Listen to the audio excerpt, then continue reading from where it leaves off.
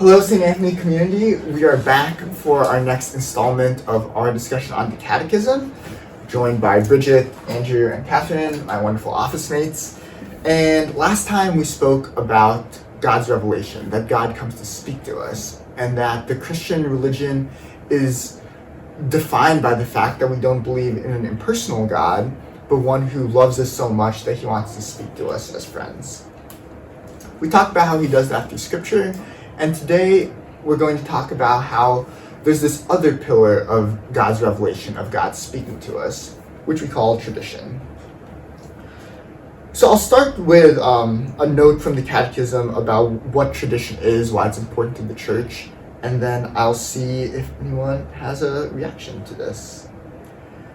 Catechism, paragraph 78 says, "Through tradition, the Church, in her doctrine, life, and worship, perpetuates and transmits to every generation all that she is, all that she believes." One more time. Through tradition, the Church, in her doctrine, life, and worship, perpetuates and transmits to every generation all that she is, all that she believes. Anything stand out about the Church's tradition through that quote? I think it's very comforting to have that tradition, which means you're not just flailing around on your own in your own local church or in your own decade, your own generation, looking for answers. You have all of this rich church tradition you can look back on and see that people have thought about these questions before. People have wondered the same things that you're now wondering. So you're not just expected to look at the Bible and try and figure it out yourself, but you have this great source, and it's not just you within your own insular community, you within your own little time period. You have so much to rely on. Yeah, I think that's really interesting, and it points to how we can't see Scripture and tradition as two separate things. If every community had to figure out Scripture on its own, how would we even decide what books are in the Bible? Like, the Scripture as it is only exists because we have tradition, because the bishops in the first century said, okay, the Gospel of John seems good and we should include it. Gospel of Thomas, no, and that's why it's not in our Scripture. We couldn't have Scripture without tradition. And even if we did, it would be in Greek. And so, like, what am I supposed to do with that? And so we have this body, and not just in the translation, but also in the interpretation. And it seems important to how people understand anything that we do this in a community. Like, no person in any subject is really expected to figure it all out themselves. So would you agree that, like, even though God speaks to us individually, as we said in our last video, there's also this communal aspect that's important to how we understand God's work in our lives? I certainly would. I think about how incarnational, well, obviously God is incarnate, but it just makes full sense that he would involve us in all of our humanness and all of our faculties in revealing himself, not just as you said, solely like with words on a page, because of course that was something he had already revealed of himself to humans. But then he never leaves like things just to himself that he can involve us in, which is just his nature. It's of course speaks to tradition. Like you said, how do we ever come to the fact that we can all agree on something? We can. How many of us look back to, as you said, the church fathers, or when we were first, beginning to be a church?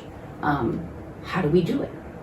Well, God wasn't it wasn't in Scripture yet. We had to rely on each other and talk it through and that kind of thing. But we're not making it up all the time either. So, yeah. Yeah, and I think that points to something really cool about God, where you said that he wants to involve us. Like, he could, there's a professor who has this analogy of a piano teacher who could just, imagine a piano teacher could zap piano knowledge into everyone's head.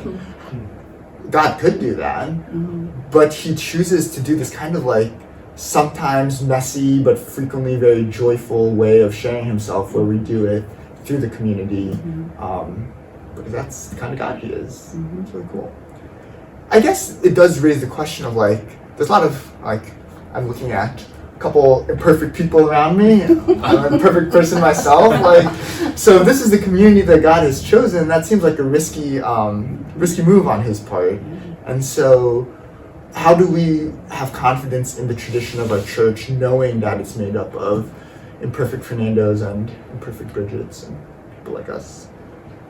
Something Catherine said earlier about a word that I come back to in my own like prayer and assessment of like healthy faith practice for myself and the people around me is the word insular. And like, are we as Catholics or in any community being accidentally insular and like isolating others or becoming, you know, we have local expression in our Catholic Church, like St. Anthony's has our own traditions and way of doing things, but it's in dialogue with ideally, every other church in South Bend, every other church in the diocese, or at least the diocesan, we have the guidelines, and we're in dialogue with the church in Rome. So we are part of a bigger and broader community than just like the sinful Fernandos and Andrews and Bridgets and Catherines of the world. We're in dialogue with all of the sinners, but also all of the amazing holy men and women that have gone before us who have spent time contributing to tradition and writing things and reflecting in beautiful ways that you and I don't have to come up with anymore. Like someone else has already arrived at this truth and passed it to us, and we can joyfully receive and meditate and ponder and apply it to our lives. And that's how I feel like it's being connected to more good and holy people, which happens in our Catholic Church, locally and universally, that helps me feel confident that we are on the true path that Christ wanted his church to go on. Yeah, I think like Andrew models this well in how he thinks about liturgy, where when we're thinking like how should we approach a certain liturgy, a lot of times he asks the question like, what does the diocese say we should do? What are the church's rubrics and like those like manuals of liturgy? What do they say we do, instead of him just being like, I kind of like this. And I think, Father Arthur models that. He points us to how does the diocese want us to do that. And that takes some humility, with like, maybe Father Arthur or Andrew thinks they have a better way sometimes, but it takes humility. But it allows us to draw on all those riches. Are there particular, maybe in your own lives, particular places that you turn to the tradition of the church that has been really enriching or helpful in your own life and in your own growth in faith? Well, for me, I would say personally, the rosary, for example, it's a kind of thing where it's not in scripture. It is scripture that we're reciting when we say, Hail Mary, full of grace. This is, Elizabeth's greeting. But why in that format? Is it something that somebody just made up and it's like some sort of, I don't know, voodoo prayer that we can just like magically do? No, there's a whole, rich understanding of who God is, how he gave us his mother, and our role in intercession with each other, hers for us for others. It's so rich, and I rely on it a lot, or just in the communion of saints in the way that we see, so-and-so is a swell gal, and I think she's a saint, We don't throw that word around. There's kind of a scrutiny that we have when we do it, and it could seem, like you say, kind of limiting or sort of strict, but in fact, there is a beauty and a freedom in being able to, revel in God's goodness in somebody's life, the way that they lived it out, or their assent, to his working in their lives, that I can emulate, or I can read what they wrote and be inspired, and all those kind of traditions for me are just so important. I can't imagine living without them, a life of faith. I can't. One word that stuck out to me when you were reading that quote was that the tradition is communicated through, I think, the life, the doctrine, and the worship. Yeah. And the worship word stuck out to me because I think so often when I'm praying, a hymn will really help me enter into a space of prayer. So I'm not at all musical, so if I read a psalm, I can't sit there and come up with a tune myself for that psalm. but there's so many psalms that have been set to these wonderful musical arrangements, and I really appreciate that all that work has been done by all these musicians and all these saints over the course of the years to put these words of God to music in a way that can speak to people in a different way. So I really appreciate that. Yeah, and I would, on the worship topic, I think the liturgy is itself an expression of tradition, where it is something that expresses, you refer to this like we do things in a certain distinct way, but it's built on the building blocks of others and on the guidelines of others. And I love that when I go to a mass, I don't need to worry about, is Jesus going to show up? Because God has entrusted the church with the tradition of when the priest and the congregation perform this action together, Jesus says, I'll be there on the altar. And that just gives me such confidence. It's kind of like being on a team where you don't need to worry, is he getting his stuff done? Is he doing his assignment in this play? It's like, if they do their part and I do my part, I can be confident that God is going to show up today. And that is just, brings a lot of comfort and confidence to my own life of faith.